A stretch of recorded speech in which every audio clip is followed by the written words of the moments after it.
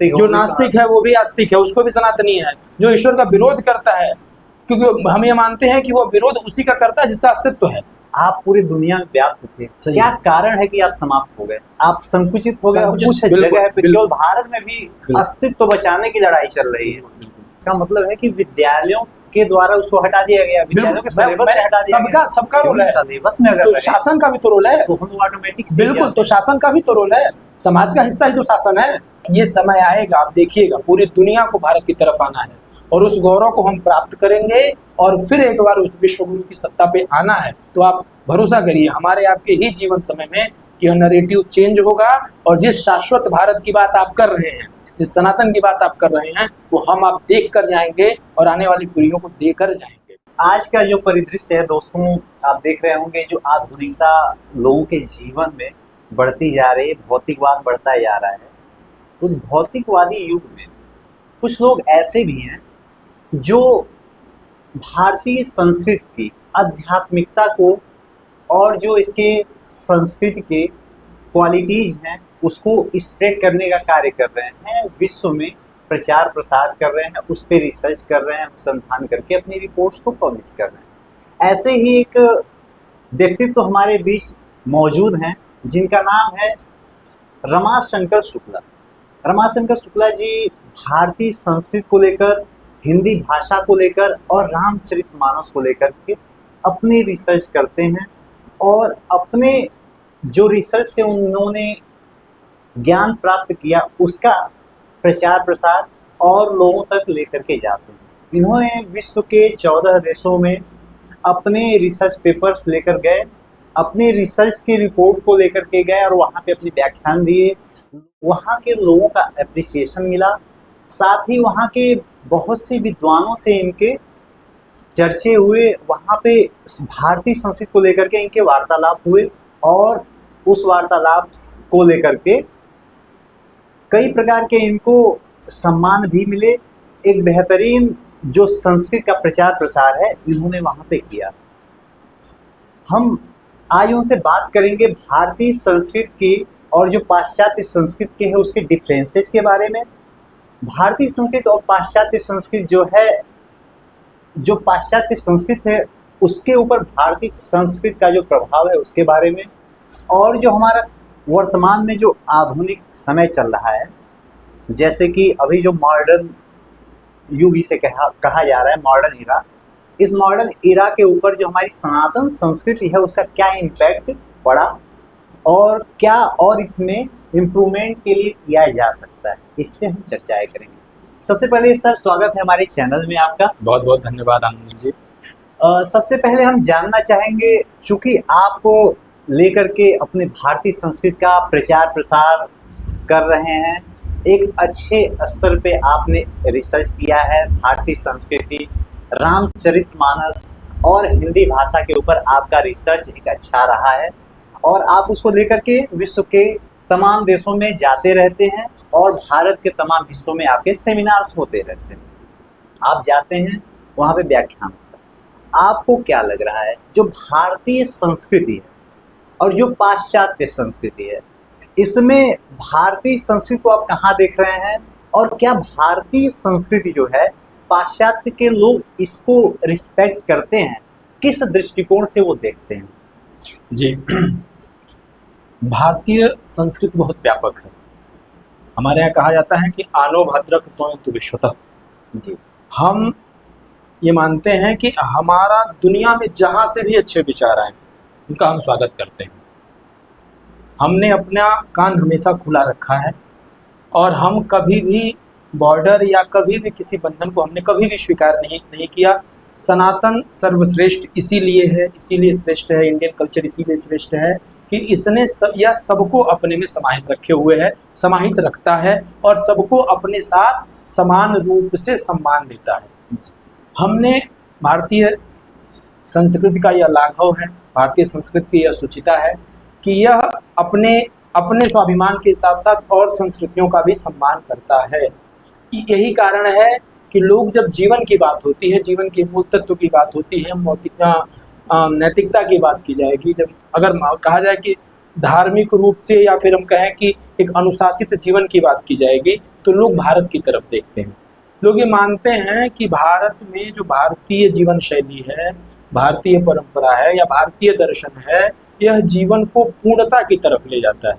क्योंकि हम बंधन भी नहीं मानते, हम विश्वासी कभी नहीं रहे हैं, हम खोजी हैं, हमने हमेशा तर्क किया है।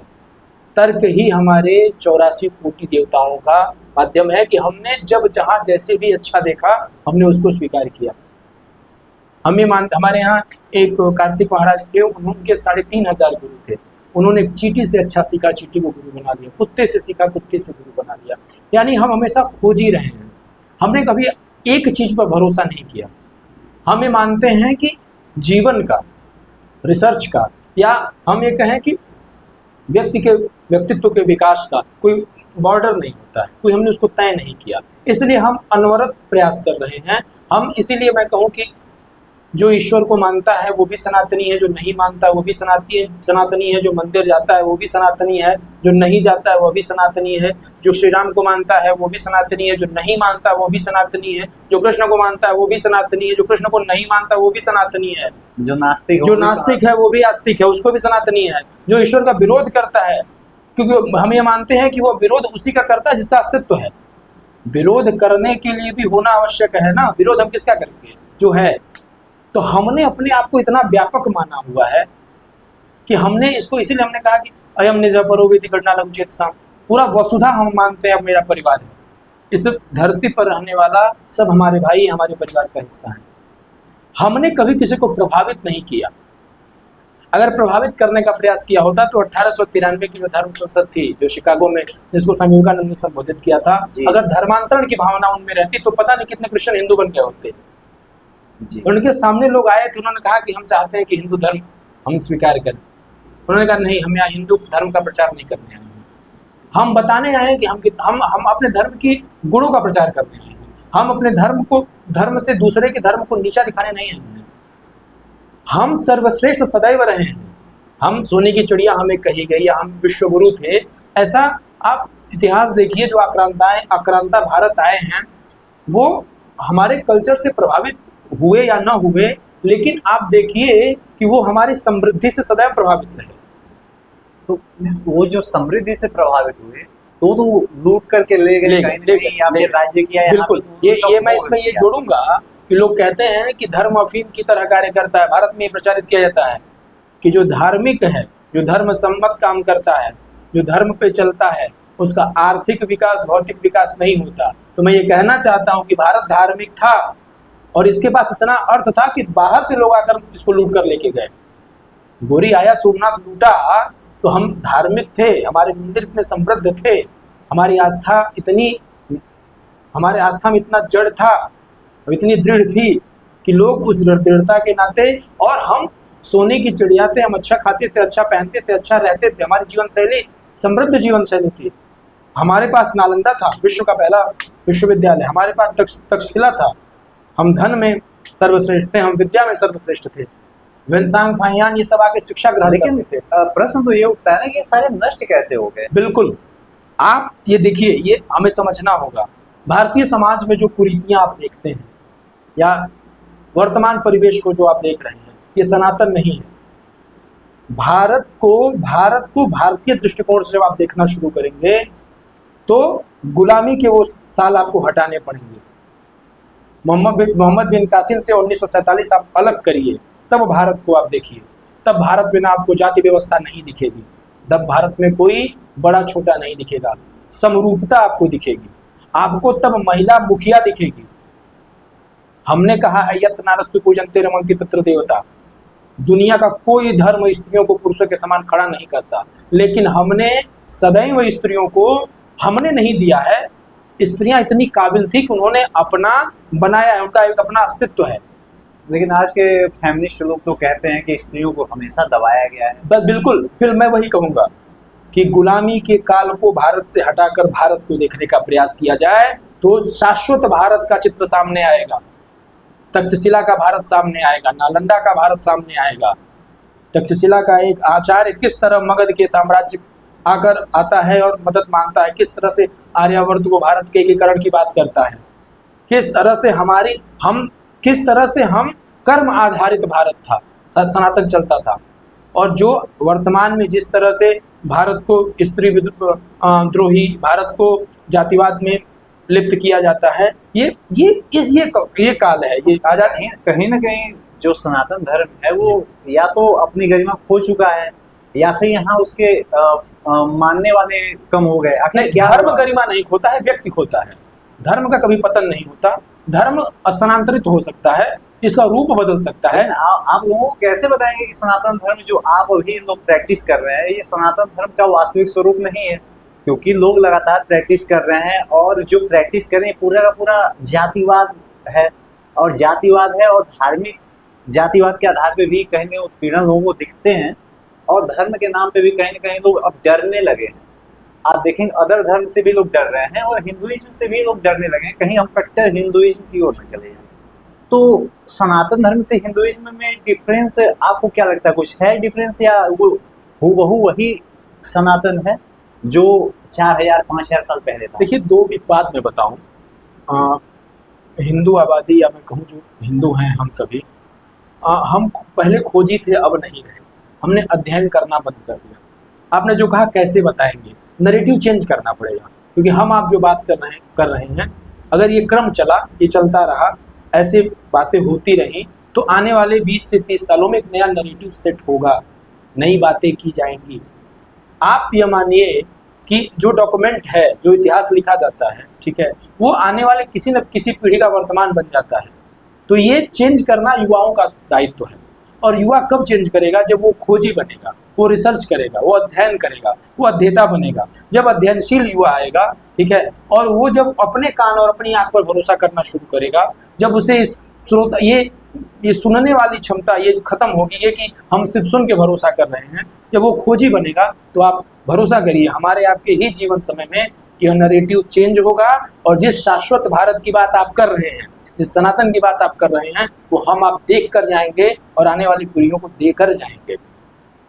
सर, हमारा प्रश्न जो स्टार्ट हुआ था, जो अभी करेंट अपना धर्म जो आप प्रसारित कर रहे हैं जी, वो पाश्चात्य के दृष्टिकोण में अभी क्या है और कितना लोग इसको रिस्पेक्ट कर रहे हैं वहाँ पे?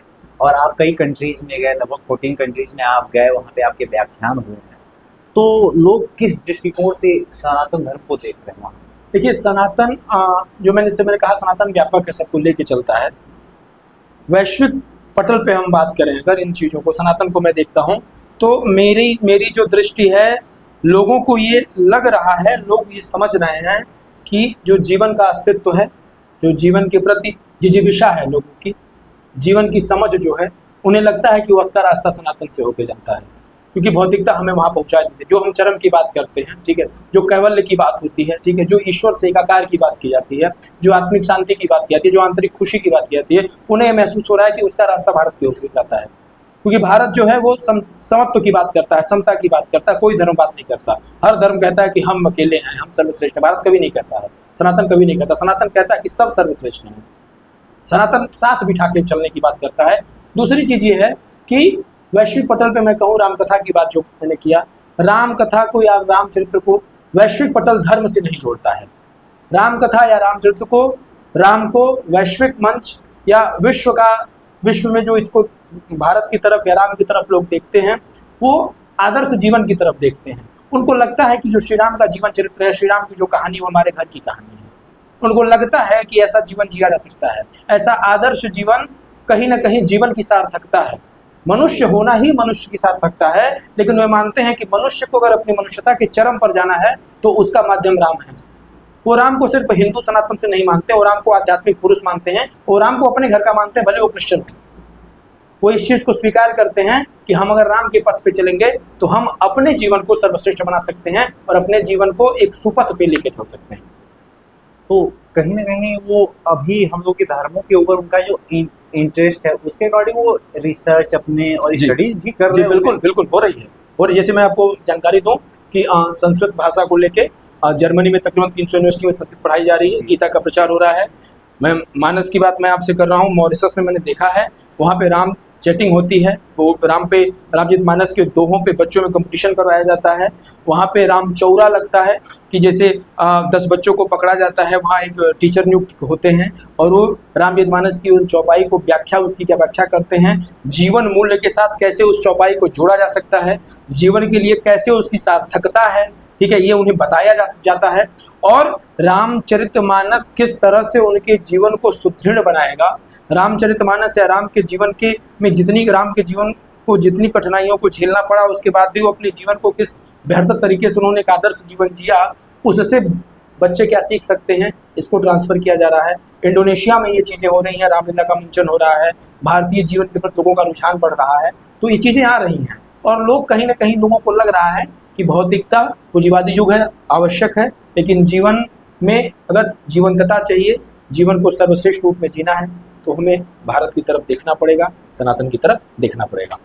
एक और जहाँ विश्व में सभी लोग सनातन धर्म की ओर देख रहे हैं, शांति का मार्ग इधर ढूंढ रहे हैं, आकर्षित हो रहे हैं, वहीं जो भारत के लोग जो वर्तमान आधुनिक युग में हैं, वो लोग पाश्चात्य की ओर देख रहे हैं। जी। जितने युवा हैं, ये इनका दृष्टिकोण कहीं ना कहीं पाश्चात्य की ओर ज़्यादा झुका है, उनकी संस्कृतियों को एक्सेप्ट कर रहे हैं। और उस संस्कृति को ऑलरेडी अगर हम देखें तो पाश्चात्य के लोग जी करके और उससे शांति नहीं प्राप्त कर पाए, कहीं ना कहीं उससे उस स्तर तक की जो असीम शांति प्राप्त करनी होती है, जीवन का मूल उद्देश्य सुख प्राप्त करना, जी, सुख प्राप्त नहीं हो रहा है उनको। वो सब कुछ पूरी आधुनिकता के शिखर पे हैं, अपने सब कुछ कर रहे हैं, वही भारत का युवा उसी ओर भाग रहा है। जी। जब हम देखें आज के 5000 7000 साल पहले की जो घटनाएं हैं अपने यहाँ, जो इतिहास है, जो हम पुराणों से प्राप्त करते हैं या कहानियों के माध्यम से सुनते हैं, उस समय जो आदर्श हुआ करता था समाज में, जी जी, उस आदर्श को यहाँ के युवा डिनाई भी कर रहे हैं। जी। कोई एक्सेप्टेंस नहीं है, उसके चरित्रों से भी कोई इधर दिख रहा है कि बहुत ज़्यादा लर्निंग नहीं कर रहे हैं। तो आपको क्या लग रहा है कि जो प्राचीन हमारा इतिहास है और जो वर्तमान में हमारे युवा लोग कर रहे हैं, क्या इनके जीवन में कुछ उस जो क्वालिटीज थी लोगों के अंदर, जो मर्यादाएं थी, उसको इसमें डाला जा सकता है? और डालने के लिए क्या क्या प्रयास करने? जी बिल्कुल, मैं आपको बता दूं कि व्यक्ति को नहीं मारा जाता, उसके गौरव को मार दीजिए। जब गौरव मरता है तो चरित्र मर जाता है। तो भारत में यही हुआ है। हमें ये बताया गया कि जो पश्चिम की तरफ है वो अच्छा है, जो हमारा है वो बुरा है। पश्चिम हमेशा देखा है कि कुछ है। हाँ, पश्चिम हमेशा देखा कि हाँ अच्छा है। अभी भी यहाँ पे भगवान राम को गालियाँ मिलती हैं। बिल्कुल, मैं वो कह रहा हूँ, कोई उसी पे आ रहा हूँ। अगर हमारे पास कुछ नहीं था तो आक्रांता क्यों आए हमारे पास? हम किसी के पास नहीं गए। हमने कभी विस्तारवाद की नीति को हमने फॉलो नहीं किया है। हमने कभी भी अपनी सीमा नहीं बढ़ाई है, जबकि हम इतने क्षमतावान थे कि हम खुद को बढ़ाना चाहते तो बहुत कुछ बढ़ा सकते थे। हमने नहीं बढ़ाया। क्यों? क्योंकि हम जियो और जीने दो वाली शैली पे काम करते हैं, इस पर भरोसा करते हैं। दूसरी चीज़ क्या है? व्यक्ति को नहीं मारा गया, अपने गौरवशाली इतिहास को मार दिया गया। जितना 2014 के बाद आप योग के बारे में सुने हैं, इसके पहले आप सुने नहीं होंगे, उतना प्रचार नहीं सुना। संयुक्त राष्ट्र संघ में काफ़ी दिनों से चीज़ें रही, लेकिन संयुक्त राष्ट्र संघ ने अब जाकर योग को सर्टिफाइड किया और पूरी दुनिया योग कर रही है, 197 देश कर रहे हैं। कहने का ये मतलब है कि आक्रांताओं ने आपके इस गौरवशाली इतिहास को ही मार दिया। जब मैंने कहीं पढ़ा था इस चीज़ को कि लॉर्ड मैकाले जब गया है महारानी के पास, महारानी ने कहा कि किस तरह से मतलब वेस्टर्न और किस तरह से हमारा साम्राज्य भारत की संस्कृति को किस तरह से मार दिया जाए, किस तरह से वो कर दिया जाए। तो मैकाले कहता है कि भारत की संस्कृति जो है उसके जीवन में है। भारत जो है, भारत में जब बच्चा पैदा होता है, मतलब पुंसवन से लेकर अंत्येष्टि तक उन्होंने अपने जीवन को ही संस्कार में बांध लिया है। यानी भारत में अगर एक भी हिंदू जिंदा रहेगा, एक भी सनातनी जिंदा रहेगा, तो अपने संस्कार को फॉलो करेगा, अपने रिचुअल को फॉलो करेगा वो। जी। आज हम कर्मकांड को फॉलो करते हैं। कर्मकांड शंकराचार्य के समय में जब बौद्ध धर्म का विस्तार हुआ था, तो उसको खत्म करने के लिए और उसके प्रभाव को कम करने के लिए शुरू किया गया था और आज तक ये अप्लाई है। बीच में बहुत सारे आक्रांता आए, चले गए। ये कहा गया ना कि यूनान, मिस्र, रोमा सब मिट गए, यहाँ पे कुछ बात है कि हस्ती मिटती नहीं हमारी। तो सबसे बड़ी चीज़ हिंदुस्तान यही है कि हमारे जो कर्म है, हमने पेड़ को भी क्या कहा, हम वैज्ञानिक दृष्टिकोण से देखें तो पीपल में ऑक्सीजन ज़्यादा होता है, हमने उसको धर्म से जोड़ दिया कि हिंदू को नहीं काटना चाहिए, पूजनीय है। नदियों को हमने गंगा कहा। हमने हमेशा अपने जीवन को इस रूप में धर्म से शासित किया है। धर्म अर्थात डरना नहीं, धर्म अर्थात जीवन को सुव्यवस्थित तरीके से जीना है। युवाओं में ये चीज़ें ट्रांसफ़र नहीं हो पाई, ये हमारी गलती है, सोसाइटी की गलती है, ये हमारा अतीत है कि हमारे पूर्वजों ने हमें ये ट्रांसफर नहीं किया। नहीं, जो ये गौरवशाली इतिहास नहीं आया। तो पूर्वजों को भी तो ट्रांसफर नहीं हुआ होगा। बिल्कुल, पूर्वज में वही, आप जहां तक जाइए। और कहीं ना कहीं इसमें दोष किसका है? समाज का है या विद्यालय का? नहीं, सोसाइटी का दोष है। मैं क्या कह रहा हूँ कि भारत को आप जब देखना चाहते हैं तो गुलामी के काल को निकाल कर देखिए। हमारे यहाँ हम उस परंपरा से आते हैं, हम उस राष्ट्र के रहने वाले हैं कि जहाँ श्रुति स्मृति की परंपरा थी, जहाँ एकलव्य जैसा शिष्य द्रोणाचार्य को देख के धनुर्विद्या सीख गया था। हम सुनने और स्मरण करने में भरोसा करते थे, हम सुनते थे। हमारे यहाँ आप सोचिए, दुनिया का सबसे बड़ा पुस्तकालय था नालंदा, वो जला दिया गया, बख्तियार खिलजी ने जला दिया। उसके बाद भी हमारे पास डॉक्यूमेंट हैं, हमारे पास वेद है, हमारे पास उपनिषद है, हमारे पास पुराण है, हमारे पास योग है, सब कुछ है। क्यों? क्योंकि हमने इसको इतने पार्ट में बांटा था कि ये कभी खत्म ही नहीं होगा। इसको खत्म करने के लिए इसका ज्ञान रखने वाला, इसका ज्ञाता जो आखिरी व्यक्ति है, उसको मारना पड़ेगा, जो संभव ही नहीं है। अगर आज का युवा मर्यादा पुरुषोत्तम श्री राम के बारे में अनाप शनाप कहता है, अगर आज का युवा, ठीक है, अपने जिस कुल, जिस संस्कार, जिस उसमें पैदा हुआ है, उस पर उंगली उठाता है, तो ये युवा की गलती नहीं है।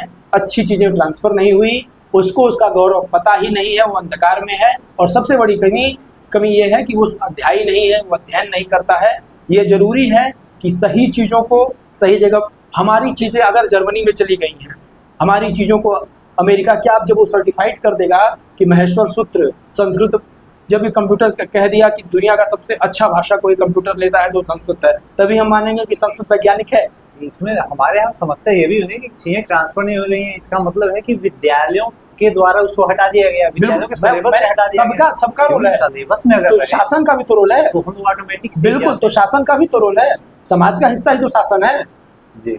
हम ये कहते हैं कि आज़ादी के बाद बताना चाहिए था कि अच्छा जीवन जीना है तो रामजी मानस को हमें, अगर मॉरिशस ला सकता है जहाँ क्रिश्चियन सबसे ज़्यादा हैं, अगर और जर्मनी ला रहा है, अपने यहाँ संस्कृत को ला रहा है, मानस को ला रहा है, तो भारत की तो इत्यादि है। तो भगवान राम का जो चरित्र है, भगवान कृष्ण का चरित्र, और भी बुद्ध का चरित्र है, बहुत सारे ऐसे हमारे यहाँ महात्मा हुए जिनके एक बेहतरीन व्यक्तित्व का प्रभाव है कहीं न कहीं, लेकिन वो उससे हमारे युवाओं के ऊपर वो प्रभाव नहीं आ पा रहा है, क्योंकि युवा सीख नहीं पा रहे। उनकी शिक्षा शैली, उनकी जो पद्धति है, उसमें ये आया नहीं है। अभी क्या किया जा सकता है कि हमारे जो वर्तमान के युवा हैं, उनके आचरण को कुछ अपनाएं, खुद से शुरू किया जाए। जैसे खुद से शुरुआत आप व्यक्ति कैसे कर सकता है? सीधी बात, जब तक हमें कोई कलम पकड़ के लिखना नहीं सिखाता, वो हम लिखना नहीं, बिल्कुल, तो वो समय अब खत्म हो रहा है ना। मैं कह रहा हूँ कलम पकड़ के सिखाने का समय नहीं है। हम ये कहते हैं कि अगर हम पिक्चर देखने जाने के लिए 10 दोस्त इकट्ठा कर सकते हैं, तो मंगलवार को मंदिर जाने के लिए भी 10 इकट्ठा हो सकते हैं। प्रेरणा कहाँ से आएगी? ये मैं कहता हूँ, ये हमारे आपसे संवाद से आएगी, ये सेमिनारों से आएगी, ये संगोष्ठियों से आएगी।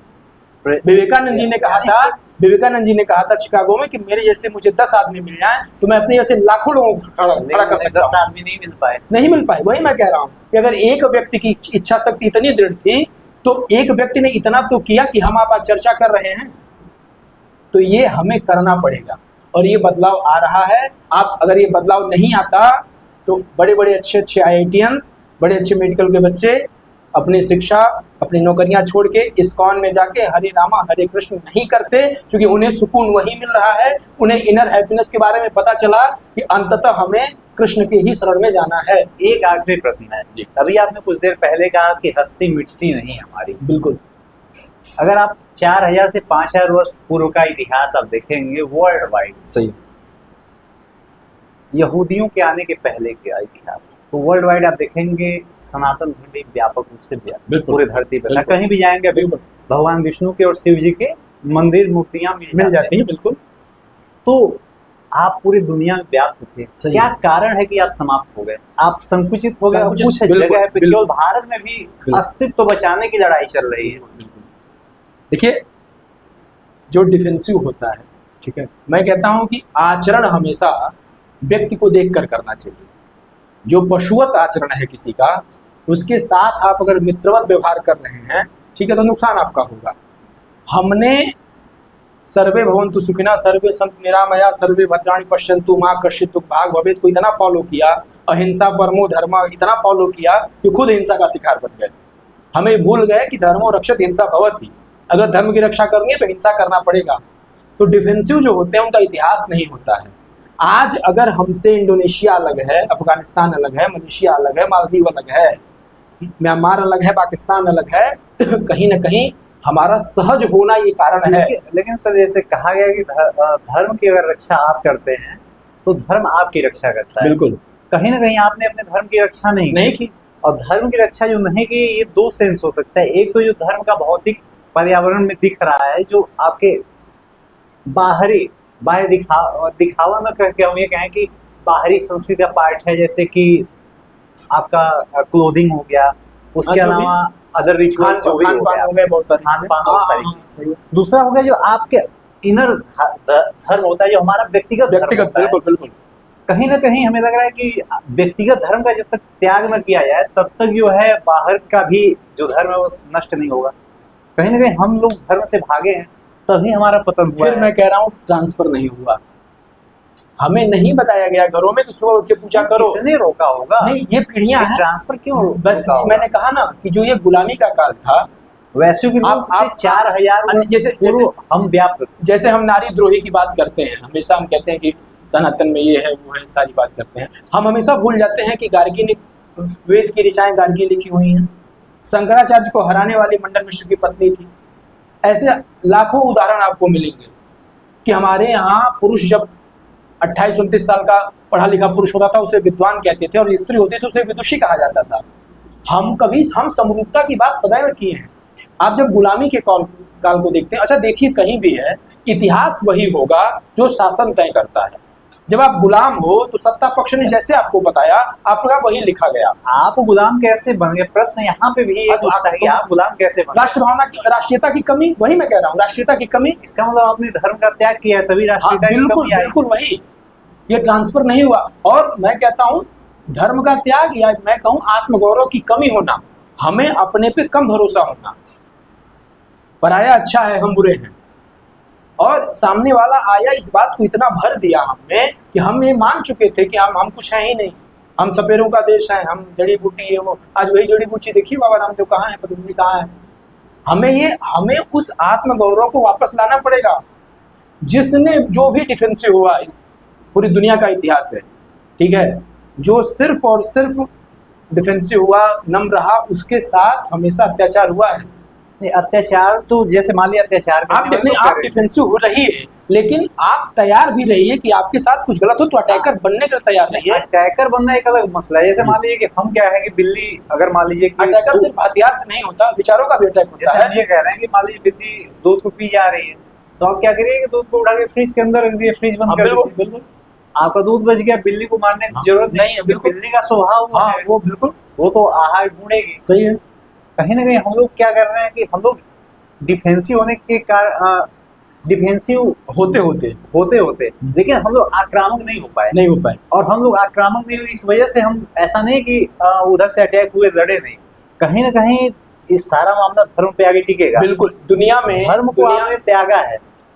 दुनिया में जो भी डिफेंसिव रहा, पारस डिफेंसिव हुआ तो ईरान बन गया।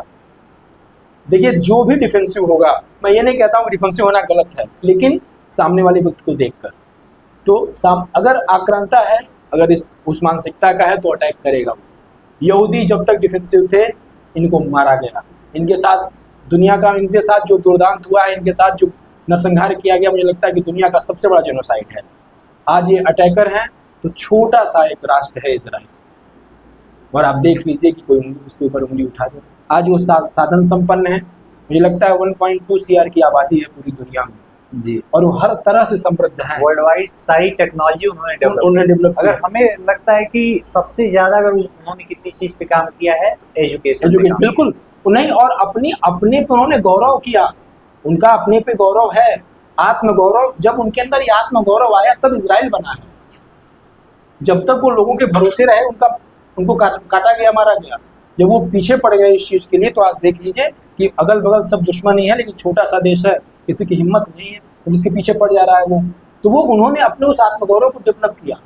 हम तो हमेशा गौरवशाली रहे हैं हम, और ये समय आएगा, आप देखिएगा, पूरी दुनिया को भारत की तरफ आना है और उस गौरव को हम प्राप्त करेंगे और फिर एक बार उस विश्व गुरु की सत्ता पे आना है, वो निश्चित आना है। और हमारा एजुकेशन सिस्टम, हमारा जीवन शैली, हमारा संस्कार, हमारा आचरण, हमारी आध्यात्मिकता, सब कुछ उसी की तरफ जा रही है। अभी सर आप लोग इसके बाद की आगे की क्या योजना है सनातन धर्म के प्रचार प्रसार की? देखिए, इस मेरा ये है, मैं चूँकि बेसिकली ज़्यादा राम कथा उसको लेके साहित्य पे ही काम मैं करता हूँ ज़्यादा, तो मैं ये चाह रहा हूँ, चूँकि मैं मानता हूँ कि लड़ाई तो हमेशा कलम की होती है, विचारों की होती है।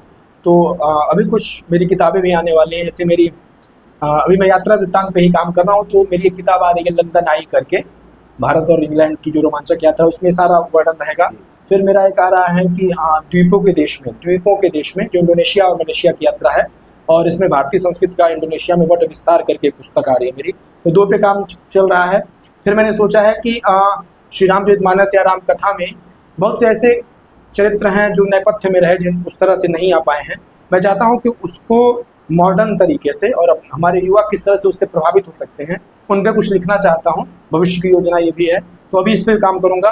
फिर मैं ये भी चाह रहा हूँ कि किस तरह से हमारा जो भारतीय वाङ्मय है, हमारे जो शास्त्र हैं, हमारे जो पुराण रहे हैं, इसको नए रूप में कैसे युवाओं के जो इनको किस तरह से पसंद आए और इनको लगे कि हमें इससे जुड़ना चाहिए, कुछ इस पर भी मैं रिसर्च कर रहा हूँ। तो अभी बहुत सारी योजनाएं हैं, इस पर काम चल रहा है। सर आपने हमारे चैनल में समय दिया, इसके लिए आपका बहुत बहुत धन्यवाद। आपने मुझे इस योग्य समझा, आमंत्रित किया, मैं बहुत बहुत धन्यवाद।